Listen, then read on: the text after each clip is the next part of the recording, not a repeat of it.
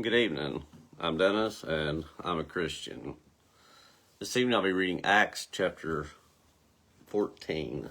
Acts 14.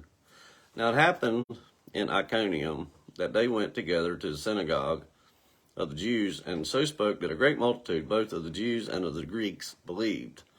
But the unbelieving Jews stirred up the Gentiles and poisoned their minds against the brethren.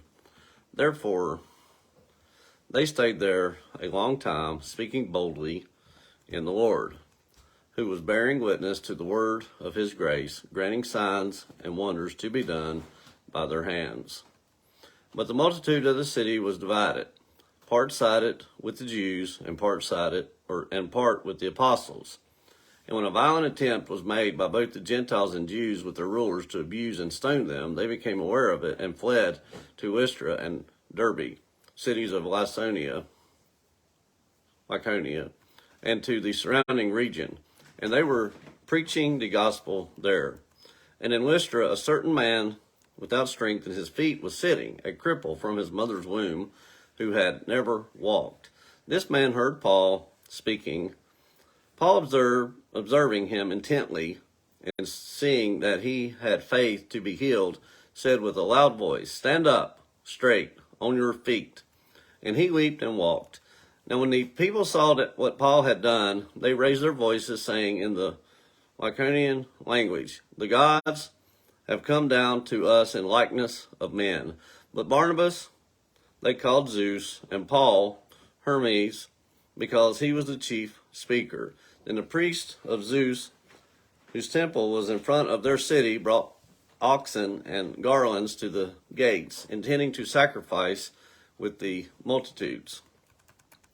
But when the apostles Barnabas and Paul heard this, they tore their clothes and ran in among the multitude, crying out and saying, "Men, why are you doing these things? We also are men with the same nature as you, and preach to you that you should turn from these useless things to the living God, who made the heaven, the earth, the sea, and all the things that are in them, who in bygone generations allowed all nations to walk in their own ways. Nevertheless, he did not leave himself without witness, in that he did good, gave us rain from heaven and fruitful seasons, filling our hearts with food and gladness."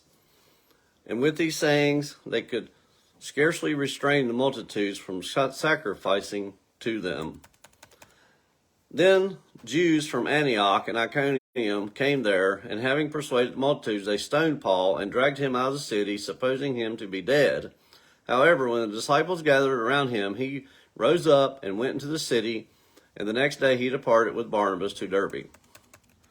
And when they had preached the gospel to that city and made many disciples, they returned to Lystra, Iconium, and Antioch, strengthening the souls of the disciples, exhorting them to continue in the faith, and saying, "We must, through many tribulations, enter the kingdom of God." So when they had appointed elders in every church and prayed with fasting, they commended them to the Lord, in whom they had believed. And after they had passed through Pisidia, they came to Pamphylia. Now when they had preached the word in Persia, they went down to Attalia.